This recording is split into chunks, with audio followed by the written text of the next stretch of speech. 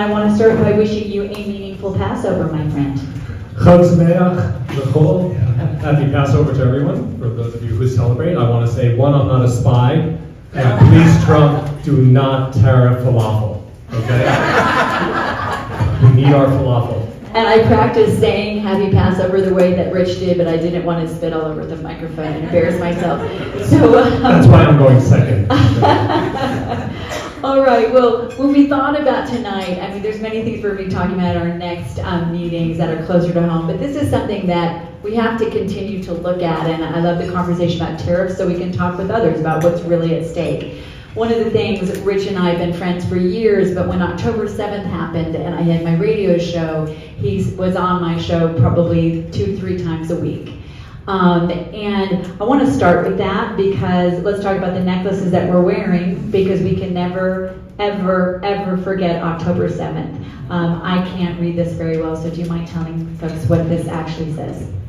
It says, Halev Shelanu Bitzuba Bagat Baza, which means our hearts are captive in Gaza. And as you guys all know, there's still 59 hostages sitting in a tunnel in Gaza as we sit here with our menu and our drinks, and it's just unfathomable that we're almost 600 days in, and there's still 59 hostages, including 4 Americans. 3 we know are dead. One, Idan Alexander from Long Island, a kid, is still alive. There was just a video of him released a few days ago to show proof of life, so we know he's alive. But the stories of the hostages coming out, if they don't tear your heart, then you don't have a heart. The torture they've been through, the suffocation, they're in tunnels that are dank and dark. Some of them did not see sunlight for over 5 months. They sit chained to the wall. And the biggest thing is they're being starved. The average meal for a hostage is half a pita and some salt water a day. So every day they're begging for food. You probably saw some of the pictures of the emaciated hostages when they came out.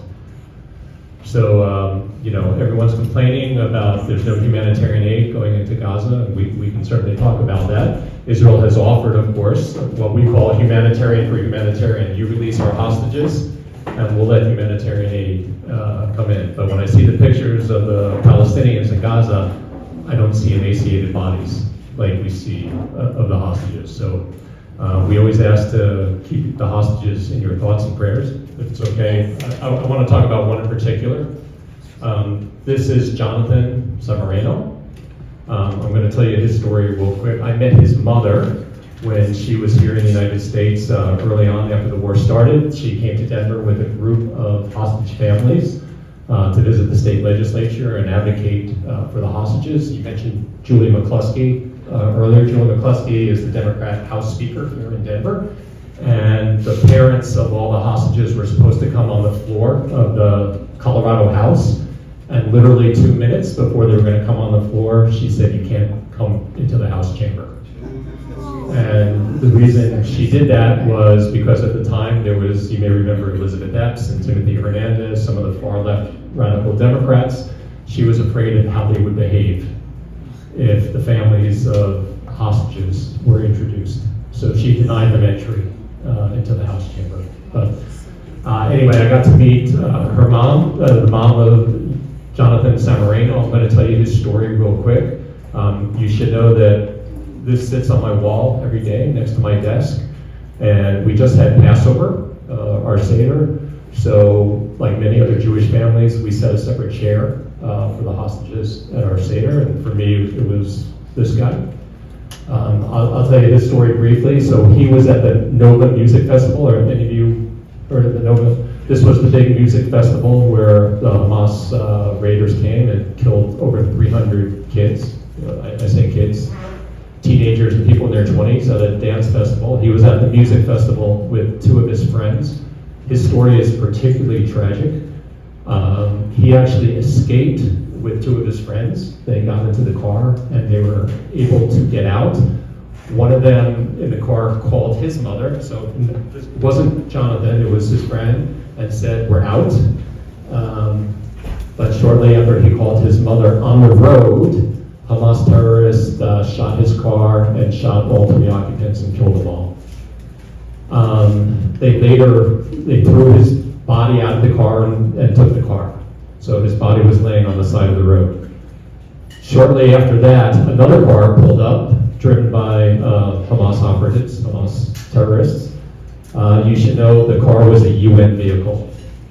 And the driver of the car was a UN employee. And at the time, this was UNRWA, you may have heard of it. The United States was the biggest funder of UNRWA, so your tax dollars and mine, several $100 million a year went to fund UNRWA. So in an UNRWA car, a UN employee gets out, opens up the trunk, and throws his body in the trunk. And then his body was taken into Gaza. So his body remains in Gaza today. He's one of the 59 that we still say the hostages. Of the 59, we know that at least 35 are dead. Jonathan is one of them. We believe there's 24 that may or may not be alive, that we certainly hope are still alive. We know the American is still alive. So his body remains in Gaza. Why does Hamas care that they're holding dead bodies? Because they know Israel will still ransom live terrorists in their prisons just to get the bodies back. Because we value life and they value death. So his body remains there. And what makes it even worse, I talked to his mom on a regular basis. There was another hostage in that UN car that drove him into Gaza, and they had a recording of the terrorist on the phone telling someone, I've got one dead one and one live one, and where should I bring them? The Israeli military has said definitively that Jonathan is dead, and it was the other guy who's alive. But the mother still clings to hope that maybe the military got it wrong, and maybe it's her son Jonathan that's still alive. So it is just heartbreaking. If you can remember Jonathan, say a prayer for him, say a prayer for the other hostages. The American hostage again, his name is Idan Alexander from Long Island. So obviously they're in dire situations, so please keep them in your thoughts and prayers. Thank you for sharing that, Rich. And some of you may know that Rich's daughter was in Israel as when October 7th happened. We both have seen the unedited Hamas body cam footage. And it's not something that you want to see, but if we ever need to know what we're fighting against and why unequivocally there is a key ally that we need to support in the absolute fight between barbarism and civilization, it is here. Let's talk a little bit about that, because one of the other disturbing things was seeing the military weaponry that was taken in the fall of Afghanistan that we left behind now in the hands of Hamas. So we know that it's been going on now for 557 days. There have been a lot of gains. We always need to remember, never forget, and remind people that there are still hostages being held. What is the military situation now? I mean, I know there's a new defense leader. I think there's some very good plans they're happening, but where does it stand right now? Okay, so you have to remember Israel is fighting a 7-front war. So it's, we talk about Gaza a lot, but it's not just Gaza. Israel, unfortunately, is surrounded by hostile Arab Muslim nations. They would love to be surrounded by Canada and Mexico. Unfortunately, that's not the case. So compared to living in the Middle East, I love Canadians and Mexicans. Even though tacos, I'm not a big taco fan. But anyway. So we'll start with Gaza, because Gaza, in many ways, is the least of the problems. So obviously Gaza has Hamas. The war is dragging on. So there was a ceasefire where a bunch of hostages came out in return for thousands of Palestinian terrorists were released. So it's very controversial in Israel, because when you release a Palestinian terrorist with blood on his hands, these were murderers. It's very likely they're going to become terrorists again and try and kill again. And in fact, the leader of the military operations of Hamas was a guy named Seymour. Anybody, you've heard of Seymour? Seymour was serving a life sentence in an Israeli jail. In 2011, he was released in a prisoner swap, in a hostage swap for an Israeli soldier. And he went on to mastermind the October 7th murder of 1,200 Jews and start the war. So anyway, so the ceasefire ended. That was phase one. There was hope that there would be a phase two. Phase two was never agreed to. The bottom line is that Israel will never agree to a deal that leaves Hamas in power, because we know Hamas will do this again, and they've outright said it. They will do this again and again and again until all the Jews are killed. They make no bones about it. So Israel will never agree to a deal that leaves Hamas in power. Hamas will never agree to a deal that doesn't leave Hamas in power. So we are basically at a stalemate. So militarily, things are going well in Gaza. Israel basically controls Gaza. The Hamas military is broken. Remember, they had 35,000, we would call them terrorists, and when we say terrorists, we tend to think of guys in a cave, like Osama bin Laden. That's not this. This is a terrorist army. They had 35,000 armed terrorists, all with AKs, training, battalions. It looks, smells, it was an army. So Israel has basically defeated the army, but during the ceasefire, Hamas reorganized, and there's still pockets of them, but it's very, very hard for Israel to root them out because they have the tunnels. You probably heard of the tunnels. Any of you ever been to New York before? I assume most of you have. You've probably been on the New York subway. So Hamas, Gaza is pretty small. Gaza is only 20 miles by 7 miles. It's 140 square miles, so it's actually smaller than New York City. It has more miles of tunnels than New York has subway. It's unbelievable what they've done. And just to show you how much they care about the average Palestinians, the tunnels are only for the terrorists, for the Hamas terrorists. When there's an Israeli military strike, there's no civilians are allowed ever in the tunnels. It's meant to protect terrorists, period. So anyway, the war is going on. We are hoping that Trump can pull off a miracle and somehow get Hamas to give up its arms. But Hamas views the war, from a military standpoint, Israel has won the war, there's no doubt. But from a psychological standpoint, Hamas is winning. Because Hamas says, see Israel, mighty Israel, we hit you in the face, we hit you hard, and we're still standing. So Allah has granted us a great victory. So I can't see a scenario in which Hamas will willingly go, and what we really need are the Arab nations to condemn Hamas and step forward and take over Gaza. But no one is willing to do that yet. All right, so that's the situation in Gaza. The war drags on. The war in Lebanon has gone very well. Hezbollah has basically been broken. Hezbollah, is Lebanon is to the north of Israel. Hezbollah is the militant organization funded by Iran. So they've basically been broken. There's still missiles coming in from Iraq, as you may be aware. There's lots of Shiite militias in Iraq that hate us, that hate Israel, that occasionally fire missiles. That's going on. Yemen. Did anyone here ever hear of the Houthis before they started bombing our ships? Never even heard of them. The Houthis, again, funded by Iran, continue to attack American warships and attack Israel. Like, what I can't believe about our media for the last month, the American military has been attacking Yemen almost every day, and it's never in the news. We're in active military engagement, bombing Yemen, and for some reason it's not in the news at all, but that's going on. I want to say, though, that the main culprit here, and we have to keep our eye on, is Iran. Iran, we call this an octopus with all its arms. Iran is the head of the octopus. Iran funds all these groups. Iran trains all these groups. Iran sends guns. Like, no one ever asked, how did Hamas get 35,000 AK-47s? It all comes from Iran and is smuggled in. So something has to be done about Iran. Iran is at its weakness. We can talk about Iran. But at the end of the day, Iran is the problem. And we should be scared out of our minds about Iran because it is so close to a nuclear weapon. And I remember, Iran doesn't hate just Jews, right? And hate Israel. Israel's the little Satan. America's the big Satan.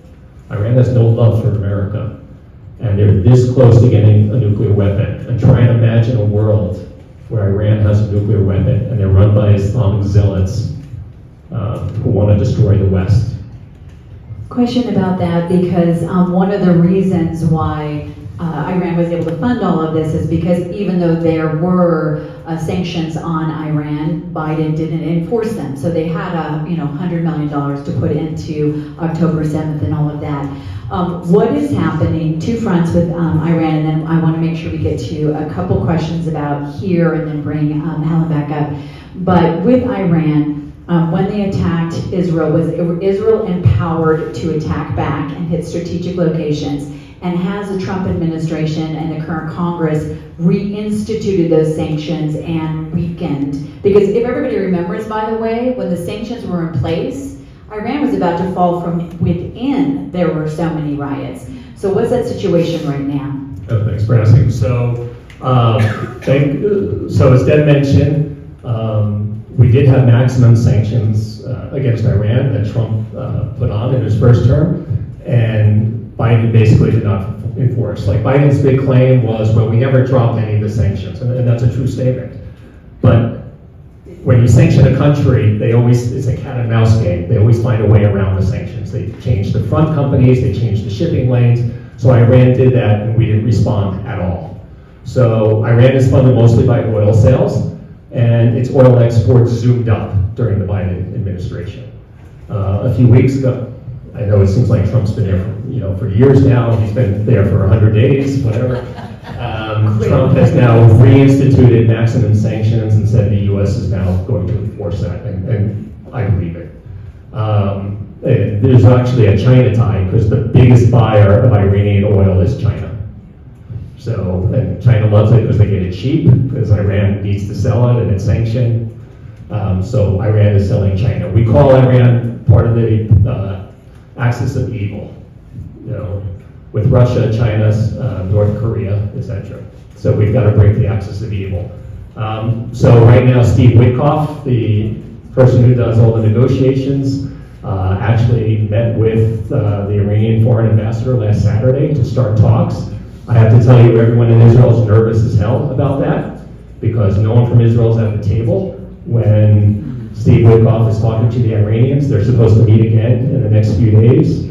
But I think Trump has made very clear that Iran cannot have a nuclear weapon. But what we hope is not only can they have a nuclear weapon, but all the uranium that they've enriched to within a fraction of weapons grade has to leave the country. All their centrifuges have to be taken down. I will say, though, that Iran is at its weakest ever. So remember, all its proxies around the Middle East, Israel has basically destroyed. And when Iran bombed Israel, by the way, the UN Security Council never condemned it, right? You had one UN member sending ballistic missiles into another UN member, Israel. The UN said nothing. But Israel was able to take out almost all their anti-missile defense. So Iran is naked right now. So Iran knows that its nuclear facilities may be attacked. So they have built them underground. They are extremely fortified underground to try and prevent Israel from taking them out. Only the United States has the big enough, what they're called bunker busting bombs, right? These are things that get really, really deep. The bunker busting bombs that the US have are 6 times the weight, the strength of what Israel has. So it would be much, much easier for the United States to destroy their nuclear facilities than Israel.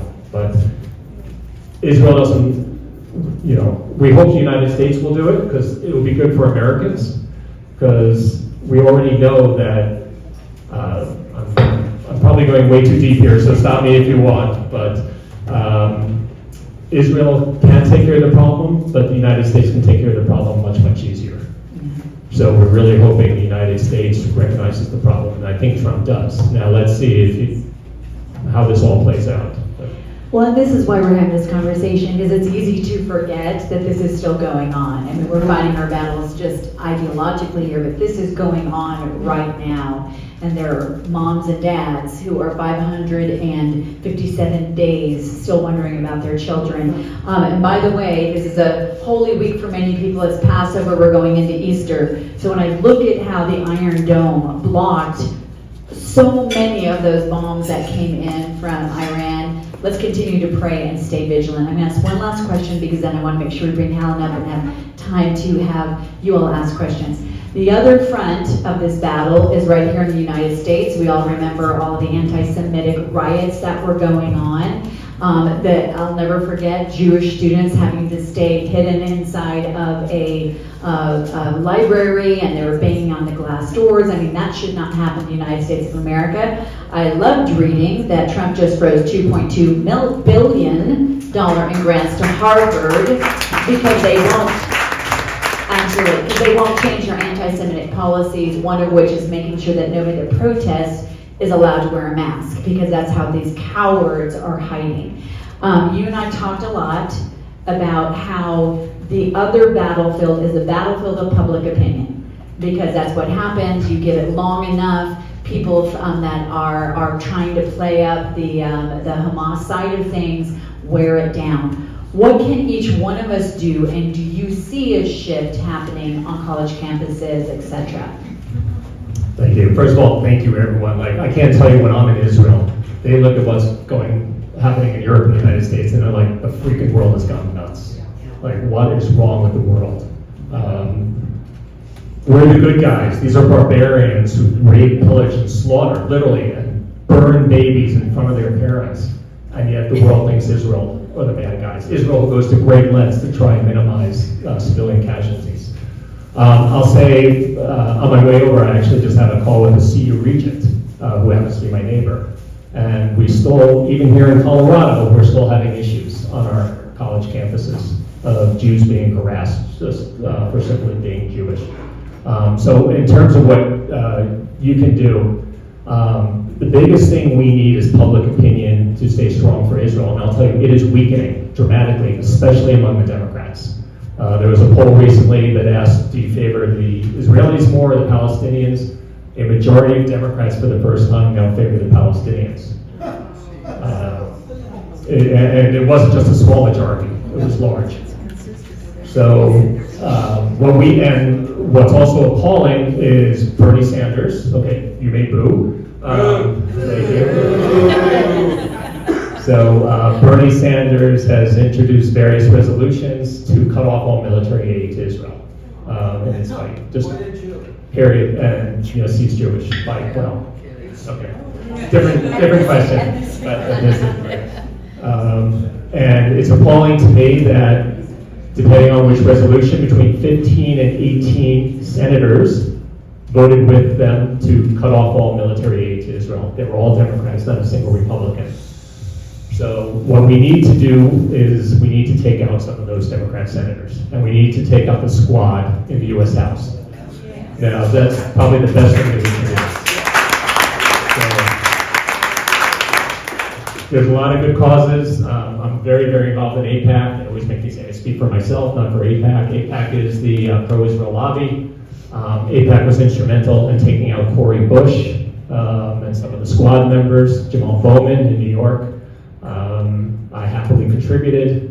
So you can always go to the AIPAC portal and you'll see the anti-Semites in Congress, and AIPAC works hard to take them out. So we need to do that. The other thing, guys, that I would ask, though, is public opinion is so important, especially in the United States. Europe is gone. As a Jew, Europe has turned anti-Semitic again. Never in our lifetimes did we think we'd see this. We're not that far away from World War II, but almost every Israeli thinks Europe is gone and it's hopeless, and we're seeing Jews leaving en masse from Europe now. America is basically the last bastion and the only friend that Israel truly has. And with what's going on with the Democrats, we really can't be sure that America is going to stay a friend of Israel. So I ask you, just talk to your neighbors, especially not your Republican neighbors, your unaffiliated neighbors. Ask them what they think, and just say, look, I think it's crazy that the United States isn't supporting our best ally, our best friend ever, our only friend in the Middle East that shares our values, freedom of speech, free voting. There's no such thing as democracy in any Arab country. They're dictatorships, and yet we sponsor we're friends with the dictatorships. Anyway, so please speak to your friends. If the people continue to support Israel, the Congress will continue to support Israel, and then Israel can win the war. If we don't do that, Israel's in trouble.